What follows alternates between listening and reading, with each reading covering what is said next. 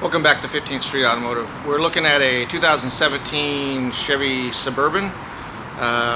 Customer states it runs rough, misfires, no check engine light on it, but the customer wants spark plugs done on it. But before we do spark plugs, I want to investigate the runnability problem. It doesn't feel like spark plugs when I pulled it in, so we're going to get a little deeper in this before we do those spark plugs. It may need spark plugs, but we're going to find out for sure what it needs and then go from there.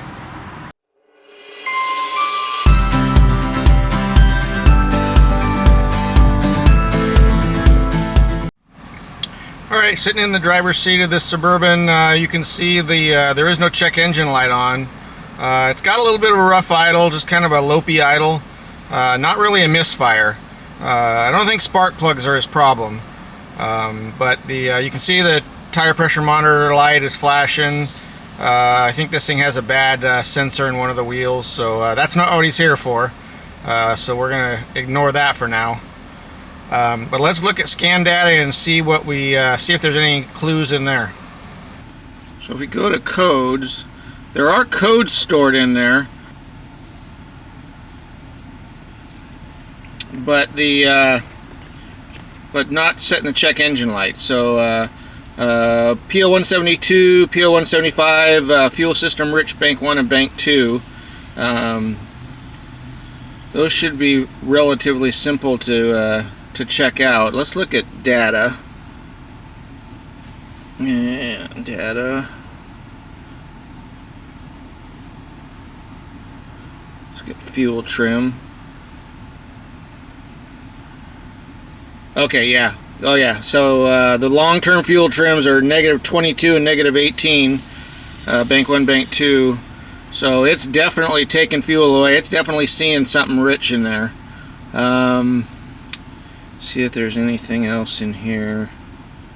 Yeah, if you look at the bank 1 sensor 1 and bank 2 sensor 1, they're both staying higher than that. They're definitely biased rich. What do we got for mass airflow at idle? Ooh, change that.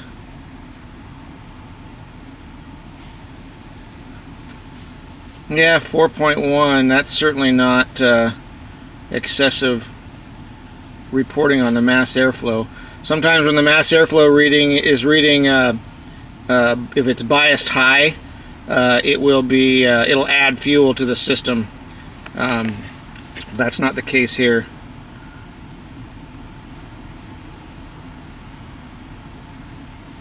Something else to remember is your fuel alcohol content. We're in a state that they like to add 10% of alcohol into our fuel, but if that reading gets excessively high or erroneously high, you know, if it gets up to the 20, 30, 40%, the computer will take that into consideration and add fuel to the mixture by keeping the injectors open longer, because that alcohol doesn't burn as well as gas. So keep an eye on that. But 10% is right. 10% is what we can find in our pumps pretty regularly. So I don't see anything other than our fuel trims are high. O2 sensors are reporting correctly. So these Suburban, these 5.3s, they have they've got a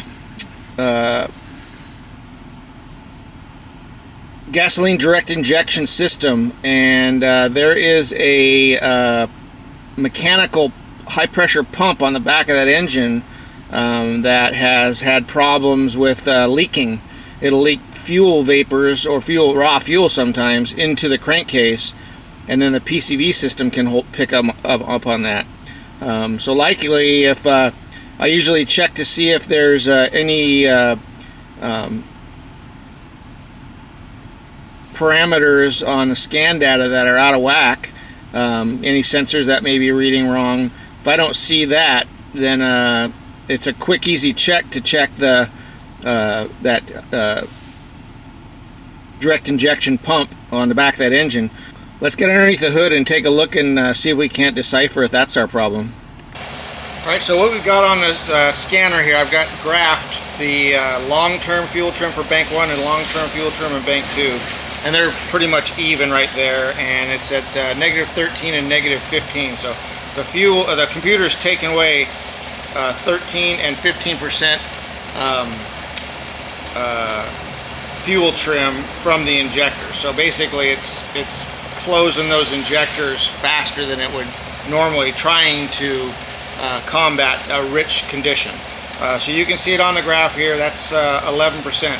So what we're going to do is, what happens when that pump goes bad is it will dump vapors or raw fuel into the crankcase. The PCV system will pick up those vapors, re-burn it into the intake, or it sucks it into the intake. That will severely richen up the fuel mixture. So what we're going to do to isolate the crankcase vapors from the intake is we're going to disconnect the PCV system. And on this one here, it's super easy. There's two fittings come out of each valve cover, one on the right left bank and one on the right bank, and they go into this air box here, and then they get just sucked back into the intake as the intake runs. So watch this graph. I'm going to disconnect this fitting here, and I'm going to disconnect this fitting over here. Now if I plug those,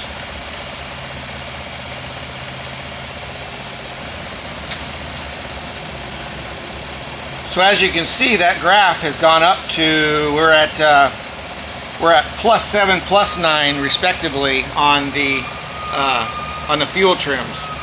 All we did was disconnect the crankcase ventilation from the intake, and we can prove it. We'll plug it back in, and you'll see those numbers go back down.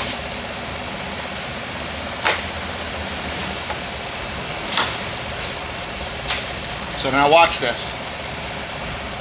As soon as we plug those back in, you can see that graph dropping again. And it'll go down to, there's -11 and -9. So that's our problem.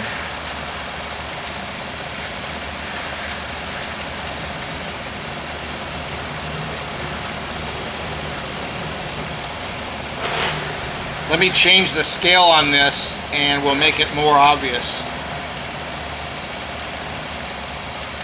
Okay, so what I did was I just changed the scale on those both those graphs, and you can see we're at 15 on bank 1 and -15 on bank 1 and -11 on bank 2. So now when I disconnect it, you're going to see a big swing in that. So let me disconnect those PCVs.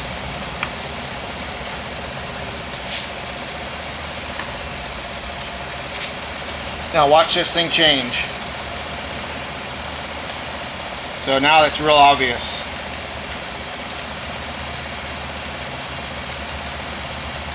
See up here we're at -1 and a +2, and they're still rising.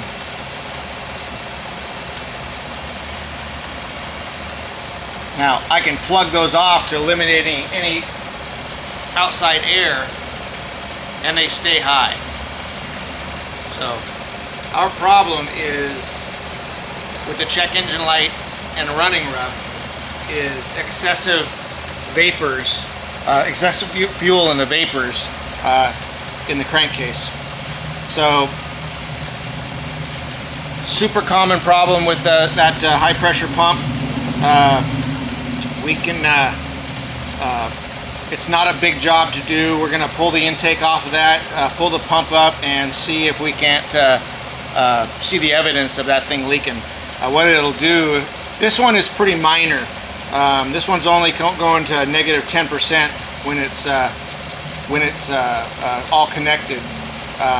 When they get real bad, then they're actually spraying fuel into the crankcase, which is very dangerous, obviously. These numbers will be like -30%. So it's a huge swing. So I think we probably caught this early, which is good. These guys are getting ready to go on vacation. I'd hate to see them take this truck out on vacation towing a trailer. spraying fuel inside the crankcase.